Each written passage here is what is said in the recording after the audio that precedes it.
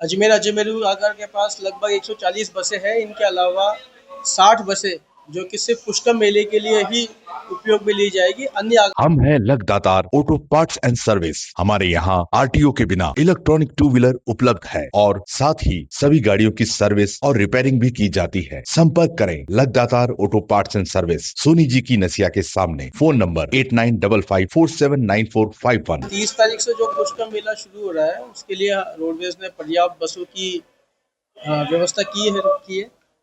अजमेर अजमेरू आगरा के पास लगभग 140 बसें हैं। इनके अलावा 60 बसें जो कि सिर्फ पुष्कर मेले के लिए ही उपयोग में ली जाएगी। अन्य आगरों से डिमांड की गई है। नहीं, 60 बसें जो रहेगी वो सिर्फ पुष्कर मेले के लिए ही रहेगी। इसके अलावा अगर जरूरत पड़ेगी तो 140 जो बसें अपने पास है उनमें से भी डेप्यूट किया जा रहा है। मुख्य प्रबंधक रवि शर्मा, अजमेर अजमेरू।